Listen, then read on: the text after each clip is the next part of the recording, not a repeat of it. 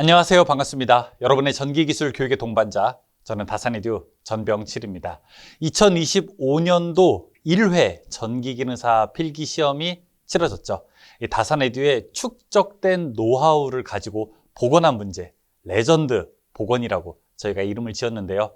저희 다산에듀의 전문 연구진이 복원한 문제, 지금부터 60개 여러분께 풀이를 해드리겠습니다. 전기이론 20문제, 전기기기 20문제, 그리고 전기 설비까지 이어지는 총 60문제를 제가 지금부터 하나씩 말씀드리고 어느 부분에서 유의해야 되는지 그 사항까지 말씀을 드릴게요. 준비되셨나요? 그럼 지금부터 하나씩 풀어보겠습니다. 1번, 전자 한 개의 질량은 몇 킬로그램인가 물어보고 있습니다. 여러분, 실제 우리가 전자라고 하는 거는 우리 눈에 보이지는 않죠. 엄청나게 작은 크기일 텐데요. 이 엄청나게 작은 크기의 전자가 무게가 얼마만큼 되냐라고 하는 문제들이 이렇게 1번 문제로 자주 출제되고는 합니다. 이거 외우기가 좀 쉽지 않은데요. 여러분이 쉽게 외우고자 할 때는 910, 910 그렇게 외우셔도 좋을 것 같아요. 우리가 보통 이제 주민등록번호 생각하듯이 910, 910 생각하시면 됩니다. 자, 어떻게 해요? 이렇게 9.109 곱하기 10의 마이너스 31제곱 킬로그램으로 기억하시면 됩니다. 그래서 전자, 얘는 언제 태어났냐? 그래서 여러분 뭐라고요? 같이 따라해 볼까요? 910, 910. 한 번 더 해볼까요? 910, 910. 네, 좋습니다. 9.1kg이고요. 9.1 곱하기 10의 마이너스 31제곱킬로그램. 답은 2번이 됩니다. 2번, 옴의 법칙을 바르게 설명한 것은 무엇인가 물어보고 있습니다. 이 옴의 법칙을 바르게 설명한 것이 무엇인지 찾으려면 밑에 보기에 맞는 것을 골라야 되는데 우리는 일단 I는 R분의 V, 또 다른 형태로도 놓을 수 있죠. V는 IR. 자, 이런 식에서 보기와 주어진 같은 설명을 찾으면 되는 거죠. 바르게 설명한 것은 이라고 하니까요. 자, 첫 번째부터 볼까요? 전류의 크기는 도체의 저항에 비례한다 이렇게 되어 있습니다. 전류의 크기는 도체의 저항에 비례하나요? 아니요. 저항이 커지면 전류의 크기는 작아지게 되죠. 그래서 반비례하게 되죠. 1번은 그래서 틀린 거예요. 2번, 전류의 크기는 도체의 저항에 반비례한다. 맞네요. 그렇죠? 전류의 크기는요, 저항에 반비례하게 되는 거죠. 만약에 저항이 커진다면 이 전류의 크기는 작아지니까 서로 반비례하는 관계가 성립이 됩니다. 좋아요. 2번이 일단 바르게 설명한 것이어서 답이 됩니다. 3번, 전압은 전류에 반비례한다. 전압은 전류에 비례하죠. 전압이 커지면은 전류는 같이 커지게 되니까요. 이것도 잘못된 설명이고요. 4번, 전압은 전류의 제곱에 비례한다. 이것도 잘못된 얘기죠. 그래서 답은 오로지 2번만 맞게 됩니다. 그래서 답은 2번이 되죠. 3번, 125의 저항 4개를 접속하여 얻어지는 합성 저항 중 가장 작은 값은 어떻게 되는가 물어보고 있습니다. 자, 125ohm짜리 저항이 있는데 일단 우리가 저항이 125ohm이라고 하는 거를 차치하더라도 저항을 어떻게 했을 때 가장 저항의 크기가 작아질까요? 만약에 똑같은 저항이 3개가 있다고 한번 해보죠. 첫 번째, 자, 이렇게 놓는 방법이 있어요. 다 직렬로 놓는다. 그 다음에 두 번째, 다 병렬로 놓는다. 자, 다 그렇게 하지 말고 하나는 직렬, 2개는 병렬로 놓는다. 여러분, 어떤 게 합성 저항이 가장 작은 거라고 할 수 있을까요? 맞아요. 모두 다 병렬로 했을 때가 합성 저항이 가장 작고요. 가장 저항이 큰 것은 이렇게 모두 다 직렬로 했을 때가 가장 크다고 할 수 있습니다. 그러면 여기서 주어진 저항값 125ohm짜리를 4개 접속해서 합성 저항이 가장 작은 것이 어떤 거냐라고 물어본다면 모두 다 병렬로 했을 때를 구하면 되겠네요. 그러면 우리가 합성 저항 전체의 크기 R 토탈은 어떻게 됩니까? 저항을 어떻게 해요? 개수로 나눴을 때, 모두 다 병렬로 하게 되면 개수로 나눌 때가 되는 거니까요. 자, 이때 125ohm짜리를 몇 개를 우리가 여기서 4개를 접속해서 했다고 하니까 4로 나누면은 가장 작은 합성 저항을 구할 수 있는 겁니다. 이때 120 나누기 4는 몇 ohm이 될까요? 맞아요. 30ohm이 되겠네요. 그래서 답은 30ohm이 되는 것, 여기서 1번을 놓을 수가 있겠죠. 4번, 그림과 같은 회로에서 합성 저항은 몇 옴인가 물어보고 있습니다. 제가 별도로 그림 그리지 않고 딱 이것만 보고 이야기할게요. 앞에 4옴짜리가 있고 그리고 6옴짜리가 두 개가 병렬로 되어 있습니다. 이 4와 6짜리가 병렬로 되어 있으니 합성 저항은 어떻게 될까요? 합분의 곱 이렇게 계산할 수가 있겠죠. 자, 합분의 곱 계산하게 된다면 6 플러스 4 합분의 곱 6 곱하기 4 그럼 10분의 24니까 이거 아마 2.4옴이 될 겁니다. 2.4옴짜리가 하나 있고요. 그 뒤에는요, 10옴짜리가 두 개 있어요. 그쵸? 합분의 곱해도 돼요. 이렇게 10 플러스 10분의 10 곱하기 10 하면은 이거 20분의 100이 되는 거죠. 그러면 얼마? 5옴이 되겠네요. 그쵸?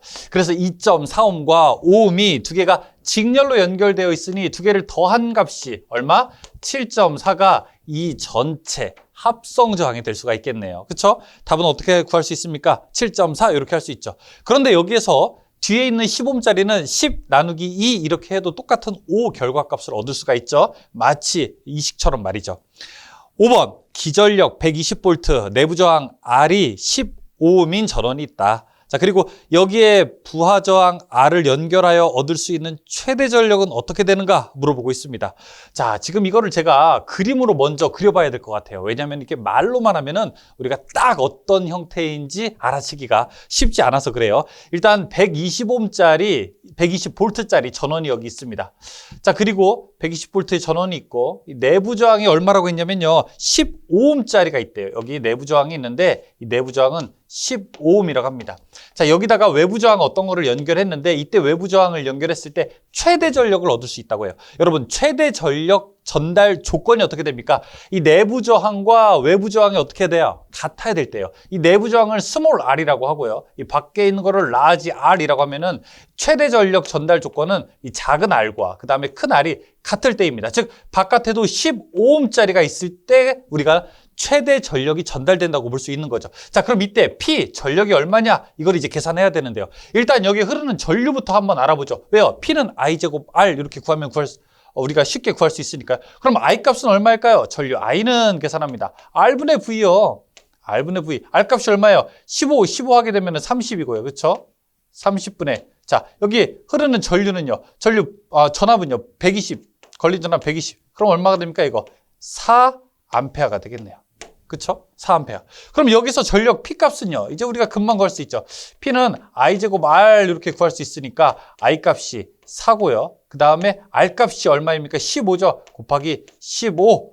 이렇게 하게 되면은 전력을 구할 수 있겠네요. 이거 얼마 될까요? 아마 240W가 될 거예요. 그럼 240W면은 최대 전력을 만들어내는 조건은 내부와 외부가 같을 때인데 내부와 외부가 같아서 외부가 15옴이라면 이때는 우리가 240V가 되는구나 이렇게 알 수 있습니다. 자, 근데 여기서 나는 좀 다른 식으로 쓰고 싶다. 이 전력 계산하는 게 꼭 I제곱 R만 있는 건 아니지 않습니까? R분의 V제곱도 있지 않습니까? 그거 쓸 수 있어요. 근데 그때 R값은 15가 되고요. V는요, 120이 양쪽에 두 개 걸리기 때문에 60으로 계산해 줘야 됩니다. 그래서 15분의 60의 제곱으로 계산하면은 똑같이 240이 나오는 결과를 얻으실 수 있을 거예요. 그럼 답이 4번이 되죠, 이 문제는. 6번, 220V, 60W 전구 두 개를 전원에 직렬과 병렬로 연결했을 때 어느 것이 더 밝은가? 이런 문제가 주어지고 있습니다. 자, 6번 220V 그리고 60W짜리 전구 두 개래요. 자, 이거를 직렬로 연결했다는 거는 무슨 얘기일까요? 여기 220V 전원이 있으면 직렬로 연결한 거는 이렇게 전구 하나를 연결하고요. 그 다음에 자, 또 하나를 이렇게 연결한 거죠. 이게 이제 직렬로 연결한 거죠. 그렇죠? 그럼 병렬로 연결했다는 얘기는 뭘까요? 자, 이거 대신 빠밤 220V 이렇게 전원을 놓고요. 전구를 하나 이렇게 병렬로, 자, 그 다음에 또 하나를 또 이렇게 병렬로 두 개를 연결한 겁니다. 위에 있는 것이 뭐예요? 우리가 직렬 접속이 되는 거고요. 아래 있는 게 무슨 접속이에요? 이게 병렬 접속이 되는 거죠. 그러면은 직렬과 병렬 중에 어떤 게 더 밝을까요? 여러분 댁에 있는 이 전등들은 다 어떤 접속일까요? 물어본다면 모두 다 요 병렬 접속입니다. 그래서 이 전압과 와트 상관없이요. 무조건 병렬로 접속했을 때가 가장 밝다. 이렇게 이야기하면 됩니다. 답은 그러면은 2번이 되겠네요. 병렬로 연결했을 때 더 밝다. 자, 7번. 황상구리에 전액에 두 개의 구리판을 넣고 전원을 연결했을 때 음극에서 나타나는 현상으로 옳은 것은 무엇일까요? 이건 우리가 복잡한 화학식을 쓰지 않고 그냥 일단 외워주시면 더 좋을 것 같아요. 일단 우리가 양극에는 산소가 발생하고 음극이 구리판 두꺼워진다. 이렇게 기억하시면 됩니다. 그래서 음극 구리판이 두터워진다. 기억하신다면은 2번으로 놓을 수 있습니다. 8번, 20도의 물 100리터를 2시간 동안에 40도로 올리기 위해서 20도를 40도로 올렸대요. 그럼 몇 도가 올라가나요? 20도가 더 올라가는 거죠. 자, 그렇게 하기 위해서 사용할 전열기의 용량은 약 몇 킬로와트면 되겠는가 물어보고, 마지막에 전열기의 효율은 60%다. 이렇게 대답하고 있습니다. 자, 이 문제 8번 문제인데요. 자, 우리가 전열기 문제가 전기기능사에서 계속 꾸준하게 나오고 있습니다. 그래서 조금 헷갈리는 것 같지만 여러분이 이 식은 기억하셔야 돼요. 860 PT는 CM 세타. 여기서 CM 세타라고 하는 거는요, 여기 지금 여러분이 문제는 해설에는 우리가 MCT 이렇게도 놓을 수 있는데 뭐 비슷하게 놓을 수 있습니다. 자, 여기서 지금 문제는 우리가 전열기 용량, 전열기 용량이 얼마면 되겠냐 물어보고 있는데, 여기서 요 P가 전열기 용량이에요. 여기 T는 타임, 시간이고요. 그 다음에 C는 물의 비열이고요. M은 이제 몇 리터냐 질량이고요. 그 다음에 세타는 온도 변화입니다. 그러면 여기서 이제 P 값이 알고 싶은 거잖아요. 그럼 P는 어떻게 됩니까? P 알고 싶으면 860T가 요 밑으로 가면 되죠. 나누는 거니까 양쪽을 860, 그 다음에 T 분의 여기 C, M, 세타가 되고요. 그렇죠? 그럼 물의 비열은 1이니까 그냥 이렇게 질량과 온도 변화만 계산해 주면 됩니다. 그러면 이제 계산해 보죠. 860. 근데 지금 제가 하나를 놓쳤네요. 여기 이제 효율이 들어가야 되겠죠. 이 문제에서는 효율을 주어지고 있으니까 이 앞에 효율, 에타 이렇게 들어가야 되겠습니다. 그럼 여기에 이렇게 효율이 하나 더 들어가야 되겠네요. 860, 그 다음에 T, 그리고 효율 분의 이제 질량의 온도 변화. 이렇게 이제 식을 넣을 수 있습니다. 그럼 제가 이제 말로 할게요. 이거 보면서 일단 860 들어갔죠. T에는 얼마 넣어야 될까요? 시간이니까. 시간은 2시간 넣습니다. 그 다음에 이 효율은 몇 %라고 했어요? 60%라고 했잖아요. 그럼 여기다가 0.6 집어넣고요. 자, 여기 질량 몇 리터라고 했습니까? 지금 물 100리터라고 했죠? 그럼 여기다가 100 집어넣고요. 온도 변화는 얼마예요? 20도에서 40도로 간다고 했잖아요. 그러면 20도만큼 움직이는 거니까 자, 이 값 20이 됩니다. 요거 여러분 계산기로 천천히 한번 해보세요. 자, 제가 여러분 이런 문제 풀 때 계산기로 여러분 한번 해보세요 라고 이렇게 말씀을 드리는 이유는 여러분이 꼭 한번 해봐야 되기 때문에 그렇습니다. 이게 사실 이런 문제가 주어졌을 때 어떻게 보면은 쉽게 여러분들이 득점할 수 있는 문제임에도 불구하고 계산기로 한번 계산하는 것과 그렇지 않은 것은 아주 큰 차이가 납니다. 그래서 제가 한번 해보죠 라고 이렇게 말씀을 드리면은 여러분이 영상을 잠깐 정지하고 직접 계산기로 이렇게 두드려 보셔야 됩니다. 여러분 그것도 다 공부입니다. 특히 저는 여러분이 전기 기능사 시험에서 절대 끝날 거라고 생각을 안 합니다. 이후에 산업기사, 기사, 기술사, 기능장 가시려면은 여러분이 꼭 이러한 작은 문제부터 직접 계산하는 습관을 들이셔야 해요. 답 얼마 나올까요? 안 가르쳐주죠. 답은 1번 나옵니다. 1.938 나와요. 한번 직접 해보세요. 자, 9번. 1kWh는 몇 칼로리인가 물어보고 있습니다. 이거 그냥 사실은 우리가 답으로 딱 외우시는 분들도 있어요. 실제로 답은 860이거든요. 근데 그 과정을 소개한다면 이렇게 되는 거죠. 1kWh라고 하는 것은요. 1kg니까 1000W 곱하기 1시간이죠. 1시간이니까 3600초가 되죠. 와트랑 세크가 합쳐지게 되면은 줄이 되는 거죠. 그래서 이 값은 3.6 곱하기 10의 6제곱 줄 이렇게 놓을 수 있고요. 그렇죠? 3.6 곱하기 10의 6제곱 줄에서 저희가 1줄은요. 0.24 칼로리가 됩니다. 그래서 3.6 곱하기 10의 6제곱 줄에다가 곱하기 3.6 곱하기 12 6제곱에 곱하기 0.24 하게 되면 얼마나 나올까요? 그러면 86만 정도가 나옵니다. 즉 860kcal 칼로리가 나오게 되니까 답은 3번으로 놓을 수 있죠. 자, 10번. 전자냉동기는 어떤 효과를 응용한 것인가 물어보겠습니다. 이 전자냉동기라고 하는 거는 뭘까요? 자, 두 금속을 놓은 다음에 그 다음에 전기를 집어넣었더니 어떤 게 온도 변화가 생겼다. 자, 이건 우리가 무슨 효과라고 합니까? 이걸 우리가 펠티어 효과라고 하죠. 자, 어떤 경우에는 펠티어 효과라고도 할 수 있습니다. 자, 근데 온도 변화를 줬더니 전기가 만들어졌다. 이 반대되는 거. 그건 뭐죠? 재백 효과라고 할 수 있죠. 지금 이제 문제에서는 펠티어 효과를 이용하는 겁니다. 전기를 집어 넣었을 때 온도 변화가 나오니까 이제 전자 냉동기 를 사용할 수 있는 거죠. 11번 4 곱하기 10의 5제곱 10의 마이너스 5제곱 쿨롬과 6 곱하기 10의 마이너스 5제곱 쿨롬의 두 전하가 자유공간에 2m의 거리에 있을 때 그 사이에 작용하는 힘은 어떻게 되는가 물어보고 있습니다. 자, 이 문제는 우리가 쿨록의 법칙을 사용하면 쉽게 구할 수 있죠. 자, 힘 F는 어떻게 구합니까? 공기중이라고 했으니까 9 곱하기 10의 9제곱 그 다음에 R 제곱분의 어떻게 해요? Q1 Q2 이렇게 놓을 수 있겠죠. 그러면 요거는 이제 9 곱하기 10의 9제곱 그 다음에 R 거리가 2m라고 했으니까요. 여기가 2의 제곱이 되고요. 여기 Q1, Q2는 각각 얼마입니까? 4 곱하기 10의 마이너스 5제곱과 그 다음에 여기는 6 곱하기 10의 마이너스 5제곱. 계산해볼까요? 4 곱하기 10의 마이너스 5제곱 그 다음에 6 곱하기 10의 마이너스 5제곱 곱합니다. 이거 계산하게 되면요. 5.4 나올 거예요. 5.4 답은 얼마? 뉴턴이 됩니다. 5.4 뉴턴. 그런데 이제 보기에서는 1번 아니면 2번이 될 텐데. 근데 두 개의 이제 극성을 봐야 되겠죠. Q1, Q2 각각 어떻게 이야기합니까? 둘 다 음내 부호가 없죠. 그래서 둘 다 플러스예요. 얘도 플러스고 얘도 플러스죠. 그러면 서로 어떻게 됩니까? 두 개 다 양전하이기 때문에 두 개는 서로 반발하려고 할 겁니다. 그래서 5.4 뉴턴인데 두 개는 서로 부호가 같아서 어떤 힘이 작용한다? 반발력이 작용할 거다라고 대답할 수 있습니다. 만약에 부호가 서로 다르다면 우리는 서로 끌어당기는 힘, 흡인력이 작용을 하겠죠. 답은 2번. 12번. 정전 흡입력에 대한 설명 중에서 옳은 것은 어떻게 되는가? 자, 정전 흡입력이라고 하는 거 F가요. 2분의 1 엡실론 2의 제곱 이렇게 되어 있기 때문에 우리는 전압의 제곱에 비례한다. 이렇게 놓을 수 있습니다. 자, 이것도 우리가 간단하게 식을 암기해서 푸는 문제로 가겠습니다. 13번. 콘덴서에 V볼트의 전압을 가해서 Q 쿨롬의 전하를 충전할 때 저장되는 에너지는 몇 줄인가 물어보겠습니다. 자, 커패시터 콘덴서에 축적되는 에너지 한번 구할 수 있어요. 축적되는 에너지는 W는 어떻게 됩니까? 2분의 1, 그 다음에 Q, V 이렇게 놓을 수 있죠. 그런데 이 Q가 CV잖아요. 그래서 Q를 CV로 바꾸게 되면은 자, 이 값은 2분의 1의 CV의 제곱 이렇게 놓을 수 있죠. 그래서 이렇게 나와도 답이 되고요. 이렇게 나와도 답이 됩니다. 그래서 둘 다 답이 되는 거라고 우리가 할 수 있어요. 근데 지금은 보기에서 어떤 걸로 주어졌느냐? 문제에서 쭉 주어진 것과 보기를 보니 1번은 나가 있어. 2번도 나가 있어가 되는 거예요. 자, 3번이 답이 되는 거죠. 2분의 1 QV고요. 4번은 2분의 1 QV 제곱이라고 하면 틀린 거죠. 만약에 2분의 1 CV 제곱이라고 하면 맞았을 텐데.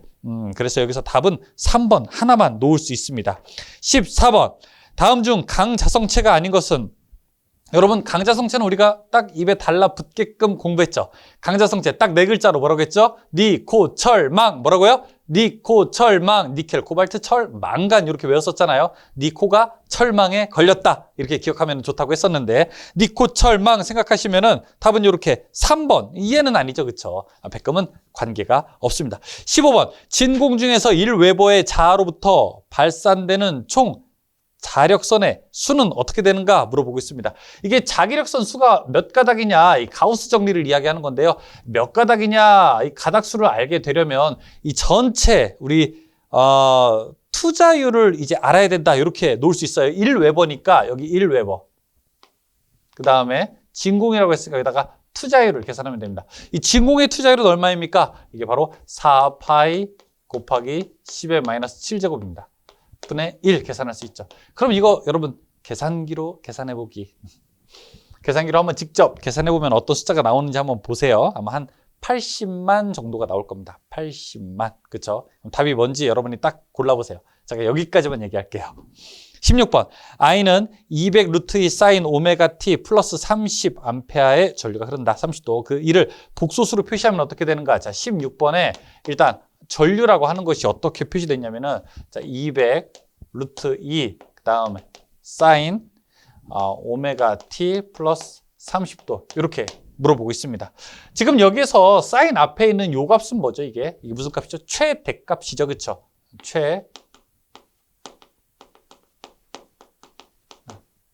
이거를 지금 문제가 복소수로 표현하려면 어떻게 해야 되느냐 물어보겠습니다. 이 복소수로 표현을 하려면요 이렇게 해야 돼요. 자, 실효값 괄호치고 그 다음에 코사인 세타 플러스 J 사인 세타. 자, 이렇게 우리가 값을 계산해야 됩니다. 그러면 이제 실효값이 얼마가 됩니까? 최대값이 200 루트 2라면 최대값 나누기 루트 2가 시료값이 되는 거니까 200을 나누기 루트 2로 해줘요. 그러면 여기에 그냥 200이 되겠죠. 시료값은 200이 되겠고요. 자, 그 다음에 코사인 세타, 위상차. 세타는 어디입니까? 요게 우리가 세타 위상값이 위상차죠. 그쵸? 위상차는 30도니까 그러면은 코사인 30 플러스 J 사인 30죠. 이렇게 계산합니다. 이거 뭘로 계산해야 될까요? 여러분. 계산기로 계산하는 거죠. 그렇죠? 여러분 계산기로 한번 직접 계산해 보십시오. 그럼 아마 173.2 플러스 J100 이렇게 나올 겁니다. 답은 몇 번과 같이? 3번과 같이 말이죠. 17번 RC 직렬 회로의 과도 현상에서 시정수에 대한 설명으로 옳지 않은 것은 무엇인가 물어보겠습니다.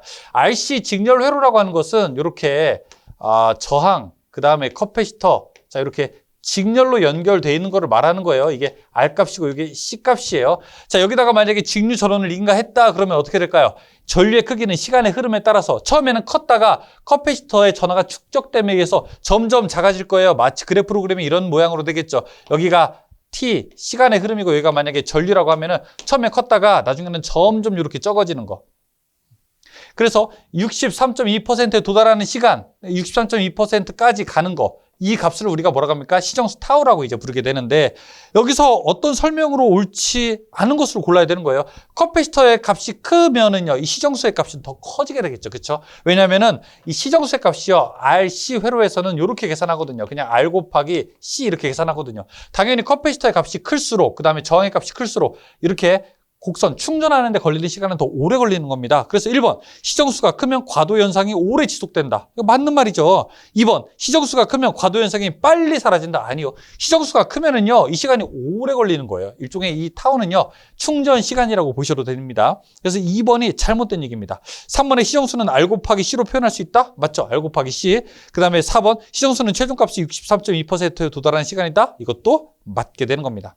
18번, 단상 전력계 두 대를 사용해서 이전력계법으로 삼상 전력을 측정할 때, 자, 두 전력계의 지식값이 각각 P1, P2였다. 삼상 전력을 구하는 식으로 옳은 것은 무엇인가? 자, 이거는 여러분 이제 복잡하게 생각하지 말고, 자, 이런 식으로 한번 생각을 해보죠.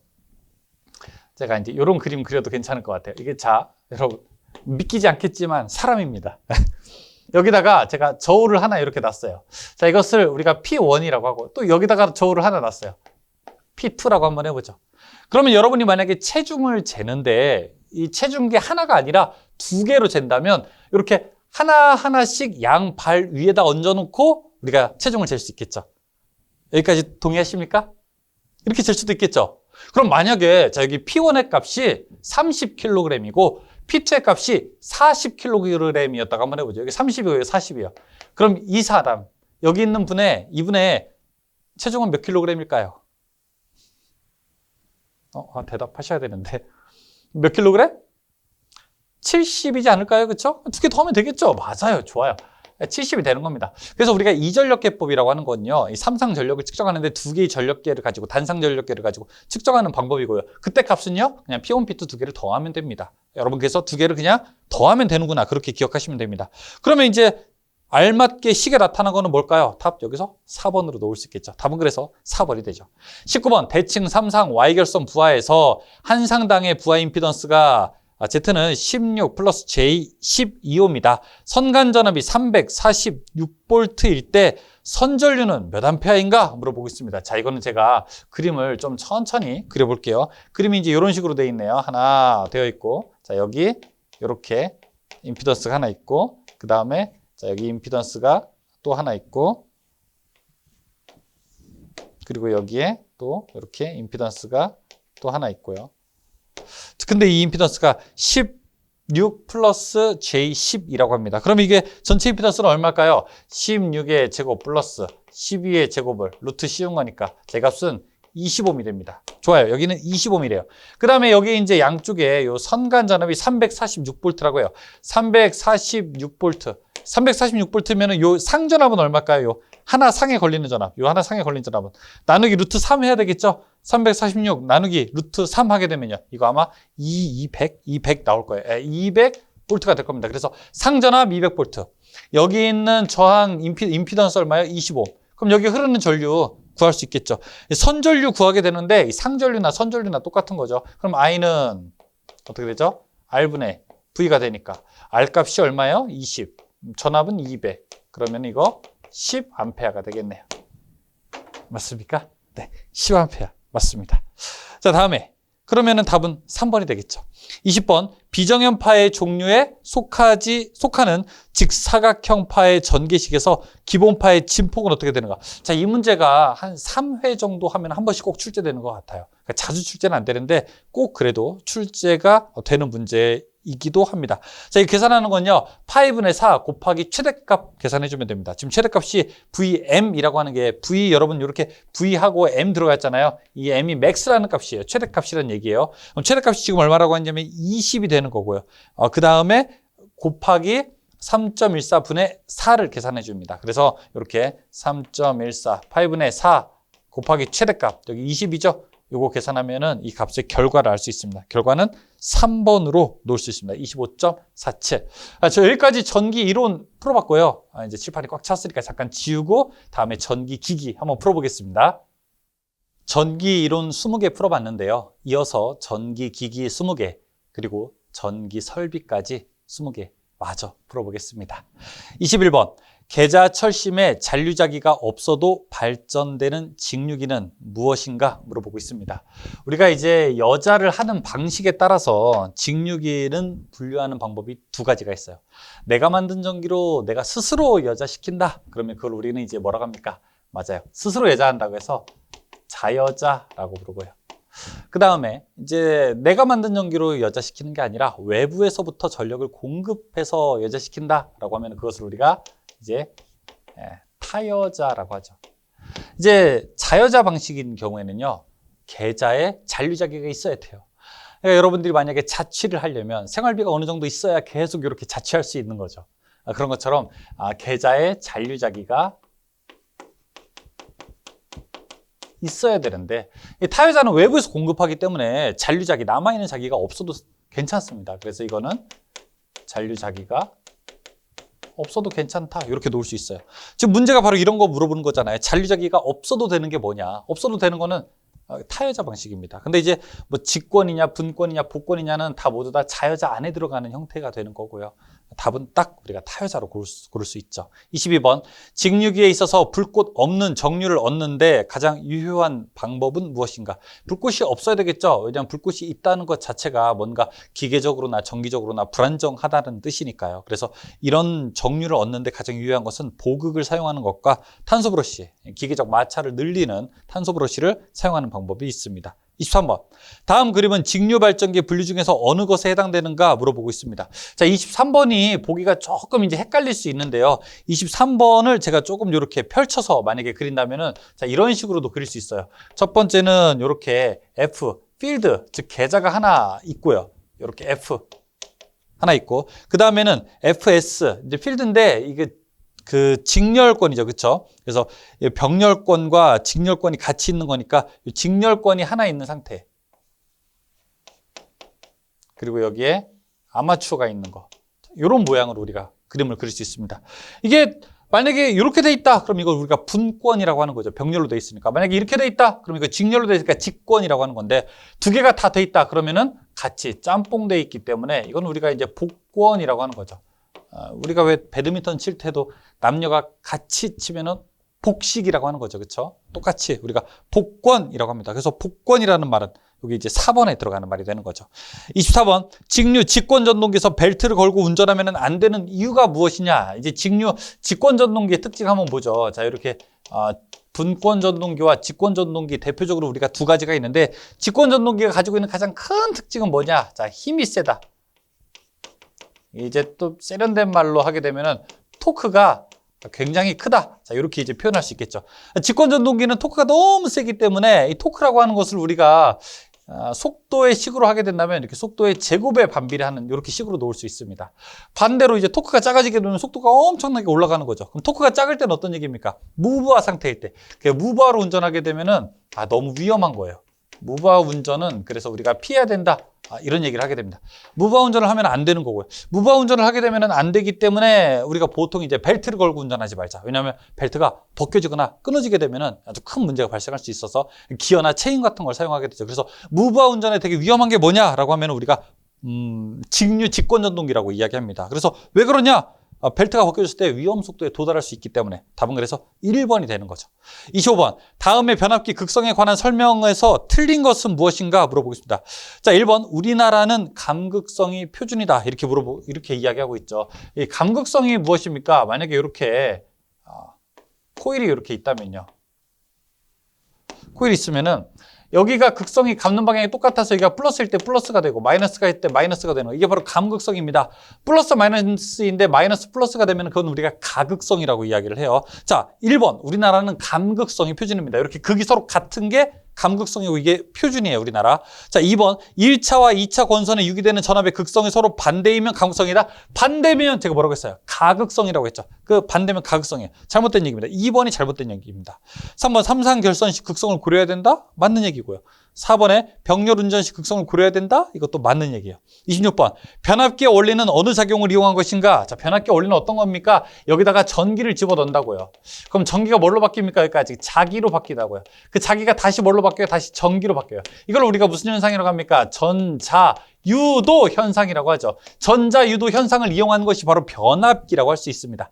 변압기는 무슨 작용을 이용한 거냐? 그럼 우리가 전자유도 뭐라고요? 전자유도 이렇게 딱 입에 달라붙어 있어야 되는 거예요. 전자유도 현상을 이용한 겁니다. 답은 그래서 1번이 되겠죠. 27번. 변압기의 2차 저항이 0.15일 때 1차로 환산하면 365옴이 된다. 이 변압기의 권수비는 어떻게 되는가? 변압기에서 제일 중요한 게 뭡니까? 권수비예요. 몇 대 몇? 이게 제일 중요한 거죠. 자, 1차 측에 걸어주는 전압을 우리가 V1이라고 하고 2차 측에 걸린 전압을 V2라고 하고 여기에 감아준 권수를 N1이라고 하고 이쪽을 N2라고 하고 여기에 흐르는 전류를 I1이라고 하고 이쪽에 흐르는 전류를 I2라고 하면은 여기에 권수비 A라고 하는 거는 이렇게 계산하죠. V2분의 V1 2차 측 전압분의 1차 측 전압. 그 다음에 자 N2분의 N1 2차 측 권수분의 1차 측 권수. 그 다음에 이제 전류는 반대죠. I1분의 I2. 그래서 1차 측 전류분의 2차 측 전류 이렇게 대답할 수 있는데 여기 좀 특이한 게요. 자, 저항이라고 하는 것이 들어가서 루트 R2분의 R1 이렇게도 놓을 수 있습니다. 2차 저항분의 1차 저항 한 다음에 루트를 씌우는 거예요. 근데 지금 여기서 문제가 바로 이거죠. 자, 1차가 360이고요. 그 다음에 2차가 0.15입니다. 권수비가 얼마냐? 그럼 여기서 2차가 360이니까 360 1차가 360이에요. 360 그 다음에 여기가 0.1 이렇게 하면 얼마입니까? 루트 3600이죠. 3600은 얼마입니까? 루트 60의 제곱이죠? 그럼 이거 얼마예요? 60이 되겠네요. 그렇죠? 권수비 60. 권수비 60은 뭐예요? 1차 측 걸어준 것분에 60분의 1이 2차 측 전압이 된다. 이 뜻이 되는 거죠. 답은 몇 번? 4번으로 놓을 수 있습니다. 28번. 측정이나 계산으로 구할 수 없는 손실로 부하전류가 흐를 때 도체 또는 철심 내부에서 생기는 손실을 무엇이라고 하는가? 우리가 보통 이 손실 같은 걸 계산하다 보면 계산이 잘 안 될 때가 있다고요. 우리가 왜 용돈 기입장이라든지 가계부 같은 것도 그렇지 않습니까? 내가 100만 원을 벌었는데 이 가계부에 막 지출하고 나니까 내가 한 99만 8,800원까지 계산이 됐는데 도대체 1,200원은 어디서 썼는지 잘 계산이 안 돼. 그럴 수 있어요. 그렇죠? 일반 회계에서, 기업 회계에서도 그런 것들을 좀 인정해 줍니다. 아주 작은 부분에 대해서만큼은요. 그런 부분은 우리가 일종의 그냥 이렇게 손실로 쳐버리게 되는데 이 전기에서도 그렇다고요. 꼭 손실이 수학적으로 완벽하게 매칭되는 것이 아니라 변압기가 있거나 아니면 이렇게 전동기 같은 것이 있는데 100이라는 만큼의 전기가 입력됐는데 출력 계산하고 손실 계산했는데 이게 도대체 어디로 간 걸까? 잘 계산이 안 돼요. 물리적으로. 물리 현상을 우리가 100% 이해할 수 있는 게 아니니까. 그럴 때 생기는 손실을 우리가 표유 부하손이라고 합니다. 답은 그래서 4번 미스테리한 손실이에요. 일종의 표유 부하손이라고 합니다. 29번 변압기의 성층 철심 강판 재료의 철 함유량은 대략 몇 %인가? 자, 여기 변압기에 사용하는 재료가 주로 우리가 철이죠. 철일 때 철을 96에서 그다음에 97% 정도 사용하죠. 왜요? 이 100% 사용하게 되면은 히스테리시스 손 때문에 손실이 너무 커져서요. 그래서 이 반대로 규소 강판은 몇 %? 이 3에서 약 4% 정도 되는 것을 사용하게 되죠. 그래서 철은 몇 %냐? 규소가 3에서 4니까 철은 96에서 97% 정도를 사용하게 됩니다. 답은 4번으로 놓을 수 있어요. 30번. 부호울지 계정기 설치 위치로 가장 적당한 곳은 변압기의 보호를 위해서 사용하는 거고요. 변압기 주 탱크와 콘서베이터 사이에다 설치한다. 이렇게 놓을 수 있습니다. 콘서베이터 파이프 사이 이렇게도 문제가 많이 나옵니다. 31번. 변압기 2대를 V결선했을 때의 이용률은 몇 %인가 물어보겠습니다. 변압기 하게 되면은 률 하게 되면은 딱 2개가 나오게 돼요. 하나는 이용률이 얼마냐. 또 하나는요. 출력비가 얼마냐. 이런 거 물어보게 됩니다. 이용률은 변압기 한 대 이용률은요. 원래 3개로 델타 결선했을 때보다 V결선했을 때는요. 86.6%가 되는 거고요. 출력비는요. 3대 했을 때보다 V결선을 해서 2대의 전기 에너지를 전송하게 되면은 반 조금 넘어요. 얼마? 그래서 57.7%가 되는 거죠. 지금 문제는 이제 이용률과 함께 출력비 물어보는 건데 이용률을 먼저 물어볼 때는 우리가 86.6%라고 대답할 수 있고요. 만약에 V결선했을 때의 출력비가 델타에 비해서 어떠냐라고 물어본다면 57.7%라고 대답할 수 있습니다. 지금 이용률이니까 답은 3번이 되겠죠. 32번. YY 결선 회로에 관한 설명으로 옳지 않은 것은 무엇인가 물어보겠습니다. 이 변압기의 결선에서요. 자, 1차 축도 Y고 2차 축도 Y인 것을 우리가 YY 결선 회로라고 놓을 수 있는데요. 자, 옳지 않은 것은 1번. 자, 중성점 접지를 할 수 있으므로 이상전압으로부터 변압기를 보호한다. 맞아요. 2번. 상전압이 성간전압의 루트 3분의 1배이므로 절연이 용이하여 고전압이 유리하다. 맞아요. 3번. 상전류가 선전류의 루트 3분의 1배이므로 대전류에 유리하다. 이건 이제 잘못된 거죠. 그렇죠? 이 Y결선에서는요. 상전류나 선전류나 내내 같은 거 아니겠습니까? 그렇죠? 전류는 똑같아요. 그래서 상관없습니다. 3번 잘못된 말이에요.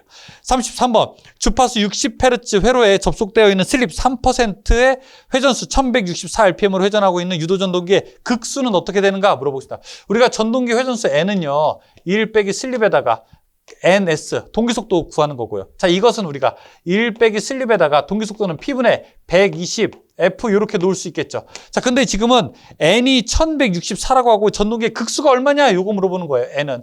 그러면 이제 이거 P 구하려면 어떻게 됩니까? 이렇게 구할 수 있겠죠. P는 어떻게 구할 수 있습니까? N 밑에다 집어넣냐. N분의 1 빼기 슬립, 그 다음에 120, F 이렇게 놓을 수 있습니다. N 값이 얼마예요? N 값이 1164잖아요. 1164분의 그 다음에 1 빼기 슬립. 1 빼기 슬립이 3%니까 그러면은 0.03. 즉, 이 효율이라고 하는 것은 0.97이 되는 거죠. 그래서 1 빼기 0.03 곱하기 120에. 주파수 얼마예요? 이거? 60Hz. 여러분 이거 계산 직접 한번 해보시죠. 해보시면 극수 쫙 나올 겁니다. 극수는 근데 다 짝수예요. 그래서 딱 보기부터 말씀드리면 1번과 3번은 아니에요. 찍어도 우리가 이 정도 센스는 가지고 있어야죠. 극수는 항상 짝수이기 때문에 요거를 이제 찍어도 2번 아니면 4번일 거다. 그럼 일단 딱 합격 확률 50%가 되는 거 아니겠습니까? 자, 그 다음으로 넘어가는 거예요. 답은 아마 2번이 나올 겁니다. 34번. 삼상 유도전동기에서 2차 측 저항을 2배로 하면 그 최대 토크는 어떻게 되는가? 라고 물어봅니다. 이걸 우리가 이제 비례 추입 방법이라고 하게 되는 거죠. 2차 측 저항, 2차 저항을 바꾸더라도 최대 토크는 변하지 않죠. 시점만 바뀌는 거죠. 언제 최대 토크를 낼 거냐? 뭐 출발할 때냐? 아니면 최대 속도의 80%에 도달할 때냐? 아니면 최대 속도에 도달할 때냐? 그 시점만 바꾸는 거지 최대 토크의 크기는 변하지 않게 되는 겁니다. 그래서 변하지 않는다. 이렇게 대답을 해야 되겠죠. 답은 1번이 되는 겁니다. 35번. 동기와트 P2, 출력 P0, 슬립 S, 동기속도 NS, 회전속도 N, 2차 동선 P2, C일 때 2차 효율 표기로 틀린 것은 어떻게 되는가 물어보겠습니다. 2차 효율 표기로 틀린 것은 이렇게 2차 효율이라고 하는 거 지금 이게 35번이니까 2차 효율이라고 하는 것은요. 2차 입력분의 2차 출력이 2차 효율이겠죠. P2분의 P0.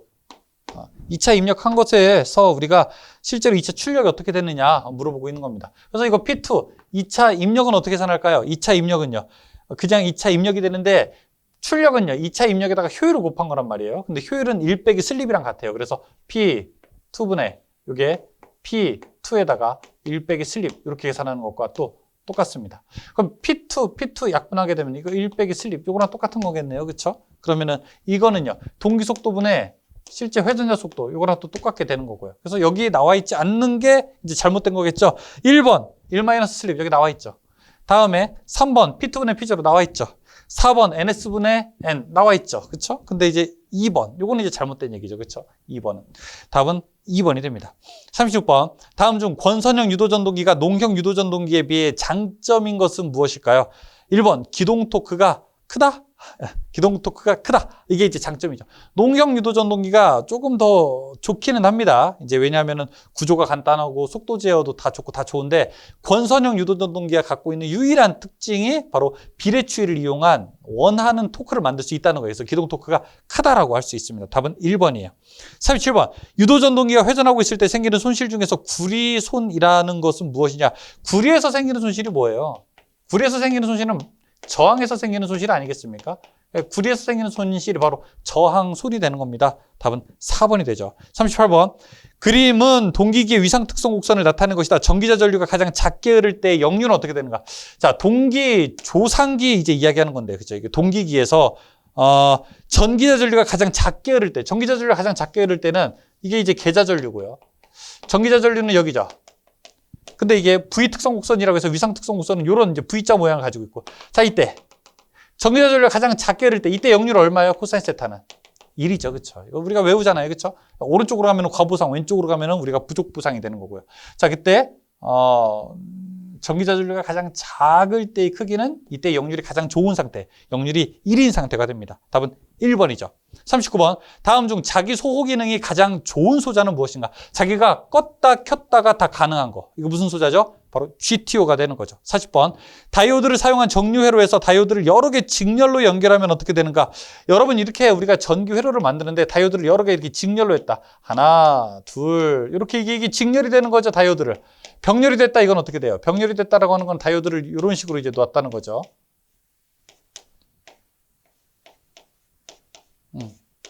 그럼 직렬로 놓을 때와 병렬로 놓을 때의 다른 점. 병렬로 놓게 되면요. 전류가 들어왔을 때 전류가 이렇게 분배되죠. 그렇죠? 그러니까 큰 전류에 대해서 대응 가능한 거고. 직렬로 놓게 되면요. 큰 전압이 걸렸을 때 전압이 분배되죠. 그래서 큰 전압에 대해서 버틸 수 있게 되는 거죠. 그래서 자, 뭐 쭉 여러 가지 있으면은 1번 고조파 전류를 감소시킬 수 있다. 출력 전압의 맥동률을 감소시킬 수 있다.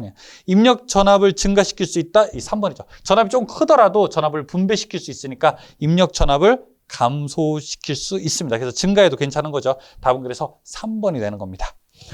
전기 설비 문제 풀어볼까요? 41번. 자, 이거는 이제 말로 천천히 할게요. 일반적인 연동선의 고유 저항은 얼마가 되는 겁니까? 우리가 이제 연동선과 그 다음에 경동선이 있는데, 연동선이 58분의 1이고요. 그 다음에 경동선이 55분의 1, 알루미늄은 35분의 1이 되는 거죠. 지금 문제는 연동선이니까요. 58분의 1이 됩니다. 답은 1번이고요. 42번. 전선 약호 중에서 H가 나타내는 약호는 무엇인가 물어보는데, 이거는 이제 딱딱한 선이라고 하는 뜻입니다. 하드라고 생각하시면 돼요. 그래서 HARD, 딱딱하다. 그래서 경동선을 말하는 겁니다. MI라고 하는 건요, 이제 무기절연 케이블이에요. 예전 이름으로 미네랄 인슐레이션 케이블이 되는 거고요. NR은 비닐절연 네온 전선, 그 다음에 OC는 오개용 가교 폴리에틸렌 절입 전선을 말하는 겁니다. 43번. 나전선 상호를 접촉하는 경우 일반적으로 전선의 세기를 몇 % 이상 감소시키지 않아야 되는가? 전선을 서로 접속할 수 있죠. 전선을 이렇게 두 개를 서로 이어서 하나, 또 하나 이렇게 두 개를 서로 연결할 수 있는데, 이때 접속할 때는요 20% 이상 세기가 약해지면은 안 됩니다. 그래서 전선의 세기를 몇 퍼센트 이상 감소시키지 않아야 되는가? 20%라고 대답할 수 있습니다. 답은 3번이 되죠. 44번. 연피 케이블의 접속에 반드시 사용되는 테이프는 무엇인가? 연피라고 하는 게 납 연자를 써서 납 껍데기 케이블 이렇게 생각하셔도 됩니다. 점착성이 없는 것, 끈적임이 없는 테이프를 사용해야 되는데요. 이 테이프 이름이 바로 리노 테이프라고 하는 게 있습니다. 그래서 연피 케이블 하면은 리노 이렇게 딱 등식이 성립이 돼야 됩니다. 연피 케이블 하면은 뭐라고요? 리노 이렇게 돼요. 연피 리노. 답 3번이 되죠. 45번. PC 테이프의 용도로 옳은 것은 무엇인가? PC 테이프 뭐죠? PC가 낚시질이지 않습니까? 긴 배관에다가 전선 넣기가 어려우니까 미리 이렇게 케이블 하나 놓고 거기다가 전선 넣은 다음에 다시 이렇게 당기는 겁니다. 뭐 어이야 디야 이렇게 하면서 당기는 건데, 이 테이프가 바로 우리가 PC 테이프라고 부르는 겁니다. 답은 PC 테이프죠. 배관에 전선 넣을 때 사용한다. 46번. 일반 주택 및 아파트 각 호실의 현관 등은 몇 분 이내에 소등되는 타임 스위치를 있어야 되는가 물어보겠습니다. 자, 아파트나 46번이죠. 이제 이게 아파트, 그 다음에 주택이 있고요. 그 다음에 여관 호텔, 그러니까 이 숙박업소가 있죠. 아파트 주택일 때는 3분 이내에 소등되어야 되고요. 숙박업소일 때는 1분 이내에 소등되어야 되죠. 그렇죠? 이 시간도 우리가 알고 있어야 됩니다. 답은 여기는 일반 주택이니까 3분이라고 대답할 수 있겠죠. 47번 저압 가공 인입선의 인입구에 사용하는 금속관 공사 끝부분에 빗물 침입을 방지하는데 적당한 것은 우리가 엔트런스 캡이라고 합니다. 이제 들어오는데 샤워 꼭지처럼 전원이 안정적으로 빗물 침입하는 것을 막을 수 있는 것, 엔트런스 캡. 48번 애자 사용 공사에 의한 저압 옥내 배선에서 일반적으로 전선 상호간은 몇 센티미터 이상이어야 되는가? 이 전선과 조영제라고 하는 것은 건축물을 이루는 재료를 이야기하는데 상관없이 전선과 주전선은 무조건 400볼트가 되든 400볼트가 안 되든 넘든 무조건 6cm 이상 이격되어야 됩니다. 그래서 애자 사용 공사할 때 전선과 전선은 뭐라고요? 6cm 이상 이격되어야 된다. 대답할 수 있습니다. 답은 2번이 되죠. 49번 캡타이어 케이블을 조영제에 시설하는 경우 그 지지점의 거리는 얼마여야 되는가 물어보겠습니다. 자, 제가 이거 조금 지우고 여러분 지지점 간의 거리 한번 같이 읽어보죠. 자, 첫 번째 지지점 얼마나 외우고 있는지 한번 볼까요? 자, 애자 몇 미터입니까? 애자 2m. 다음에 합성수지관 몇 미터? 1.5m. 다음에 금속관 몇 미터? 2m. 다음에 덕트, 금속 덕트 3m. 그 다음에 덕트는 덕트인데 라이팅 덕트 몇 미터? 2m. 그 다음에 케이블 몇 미터? 2m. 근데 케이블은 케이블인데 캡타이어 케이블 몇 미터? 1m. 그 다음에 가요전선관 얼마? 1m. 이렇게 대답할 수 있죠. 그렇죠? 지지점 간의 거리 꼭 여기 있는 거 다 기억하셔야 됩니다. 예. 지금은 이제 캡타이어 케이블이라고 했어요. 그렇죠? 캡타이어 케이블이면 얼마요? 1m 대답할 수 있겠죠. 50번 곡률 반경을 고려하는 데 있어서 알루미늄 피복 또는 연피를 갖는 케이블의 굴곡부의 내측 반경은 케이블 외경의 몇 배가 되는가 물어보겠습니다. 자, 여러분 이거 별표 하나 쳐주세요. 별표. 왜 그러냐? 이제 신규 출제입니다. 신출 문제예요. 보통 우리가 굽힌 부분 반지름, 곡률 반지름 이야기할 때는 6배가 되고, 그 다음에 가요전선관이 시설하고 제거하는 것이 자유로울 때 이제 3배가 되고, 케이블인데 단심일 때가 8배가 되는데, 여기 연피를 갖는 케이블이라고 했잖아요. 그렇죠? 자, 이때는 이게 12배가 됩니다. 12배. 답은 2번. 51번. 금속전선관의 종류에서 후광전선관의 규격이 아닌 것은 이렇게 이야기하고 있죠. 후짝, 박, 홀이라고 되어 있는데 2번의 19는 이거는 후광전선관의 규격이 아닙니다. 홀수잖아요. 그렇죠? 52번. 다음 중 폭연성 먼지가 아닌 것은 무엇인가? 마그네슘, 알루미늄, 티탄 이건 다 폭연성, 폭발할 우려가 있는 먼지예요. 그렇죠? 근데 이제 3번에 실리카 이거는 상관없죠. 그렇죠? 이제 흡습제로 많이 사용되는 재료이죠. 53번. 건축물의 종류에서 은행, 상점, 사무실의 표준부하는 얼마가 되는가? 일단 표준부하가 제일 큰 거 뭡니까? 40 볼트 퍼 제곱미터, 볼트 암페어 퍼 제곱미터인 거. 40인 거 제일 한 것은 우리가 주택이죠. 그렇죠? 일반 주택일 때 가장 크고 그 바로 밑에가 이제 은행, 상점 뭐 이런 거, 이발소, 미장원 이런 건데요. 이때가 이제 30이 되는 겁니다. 답은 30이에요. 54번. 고압 및 특고압 전로에 시설하는 필요기의 설치 장소로 잘못된 곳은 어디인가? 이제 낙뢰 같은 것에 이상전압의 유입이 우려되는 것들. 그래서 변압기가 손상될 우려가 있는 곳에 우리가 반드시 필요기, 라이트닝 어레스터, LA를 설치하게 되는 거죠. 여기에서 잘못된 것. 1번, 가공전선로와 지중전선로가 접속되는 곳. 공중과 땅이 만나는 거. 여기에다가 설치해야 됩니다. 그 다음에 2번, 발전소, 변전소의 가공전선 인입구 및 인출구. 여기는 맞아요. 3번, 고압 가공전선에 접속하는 배전용 변압기 저압측. 변압기 저압측? 변압기 저압측? 이 변압기가 있으면요. 이상전압 들어오고 나가는데 여기가 고압측이고 저압측이죠, 일반적으로. 그럼 여기서 들어올 때 막아야 되는 거예요. 여기서 이제 땅으로 흘려 보내야 되는 겁니다. 그래서 고압측에다 설치해야 돼요. 저압측이 아니에요. 답은 3번입니다.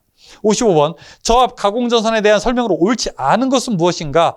자, 저압 가공전선이 뭐예요? 그냥 공중으로 돌아다니는 선을 말하는 겁니다. 자, 1번 저압 가공선은 나전선, 절연전선, 다심형 전선 또는 케이블을 사용해야 된다. 좋아요. 2번 사용전압 400V 이하인 경우 케이블을 사용할 수 있다. 좋아요. 사용전압이 400V를 초과하고 시가지에 시설하는 경우 지름 5mm 이상의 경동선이어야 된다. 좋아요.